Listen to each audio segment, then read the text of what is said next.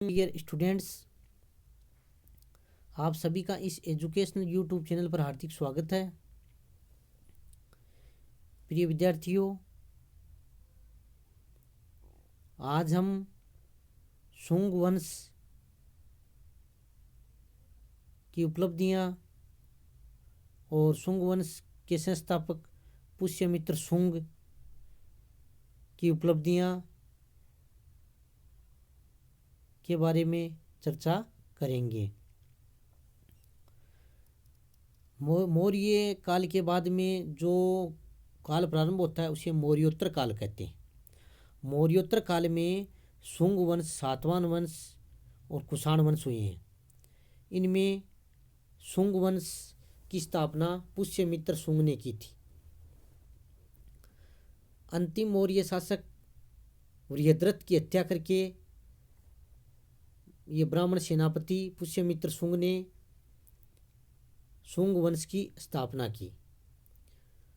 पुष्यमित्र शुंग ब्राह्मण था और धनदेव के अयोध्या अभिलेख से उसकी उपलब्धियों का भी पता चलता है।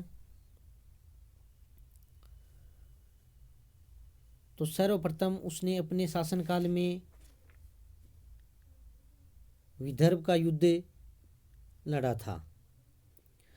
इस युद्ध का वर्णन केवल मालविकाग्निमित्रम नामक नाटक से मिलता है। इस नाटक के अनुसार विदर्भ आधुनिक बरार में हाल ही में एक नया राज्य स्थापित हुआ जिसका राजा यज्ञसेन था। यज्ञसेन पुष्यमित्र शुंग का स्वाभाविक शत्रु था और इन दोनों में युद्ध लड़ा गया। उसके बाद में इस युद्ध में यज्ञसेन पराजित हुआ और उसे पुष्यमित्र शुंग की दीनता स्वीकार करनी पड़ी। पुष्यमित्र शुंग की शासनकाल की दूसरी महत्वपूर्ण घटना है यवन आक्रमण। उसके समय में यवनों ने आक्रमण किया था। इसकी पुष्टि पतंजलि के महाभाष्य, गार्गी संहिता का युग पुराण और मालविकाग्निमित्रम से होती है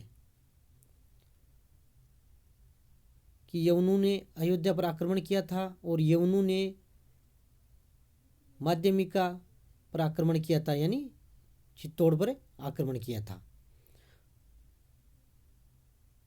परंतु इस आक्रमण में पुष्यमित्र ने यवनों को पराजित किया और शायद इसी विजय के उपलक्ष्य में उन्होंने अश्वमेध यज्ञ किया था। ब्राह्मण धर्म का पुनरुद्धार। पुष्यमित्र शुंग ब्राह्मण था और उसने वैदिक धर्म की पुनः प्रतिष्ठा की, जिस कारण से इस काल को वैदिक पुनर्जागरण का काल भी कहा जाता है। और उसने चतुर्वर्ण व्यवस्था यानी चार वर्णीय व्यवस्था को लागू किया था। ये उसका समर्थक था और उसके समय में ब्राह्मण धर्म की प्रतिष्ठा में वृद्धि हुई। तो इस प्रकार उसने ब्राह्मण धर्म और व्यवस्था के पुनरुद्धार का कार्य भी किया। अश्वमेध यज्ञ। पुष्यमित्र शुंग ने अपने शासनकाल में अश्वमेध यज्ञ भी किया था। जो अयोध्या अभिलेख है उससे हमें पता चलता है कि उसने 2 अश्वमेध यज्ञ किए थे और प्रसिद्ध व्याकरणविद पतंजलि उनके अश्वमेध यज्ञ के पुरोहित थे। हो सकता है यवनों को पराजित करने के उपलक्ष्य में उन्होंने अश्वमेध यज्ञ किए थे। अब पुष्यमित्र के बाद में उसका उत्तराधिकारी उसका पुत्र अग्निमित्र हुआ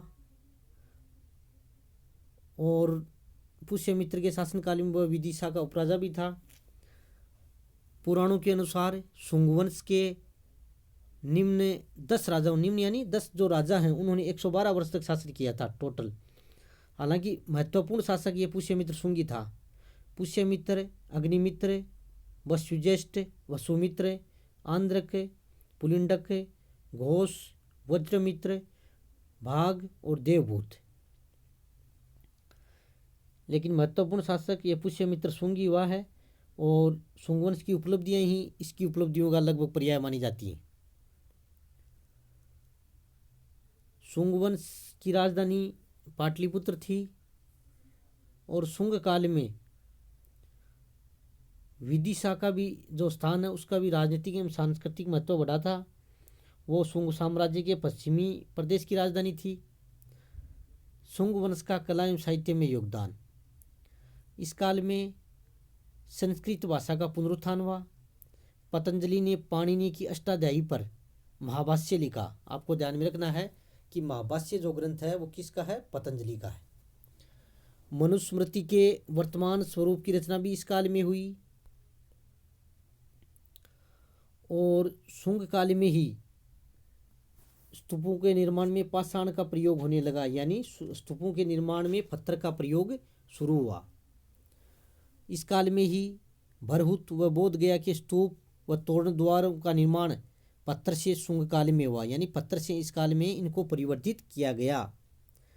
सांची के स्तूप को पाषाण द्वारा संवर्धित किया करके इसका आकार भी बढ़ाया गया।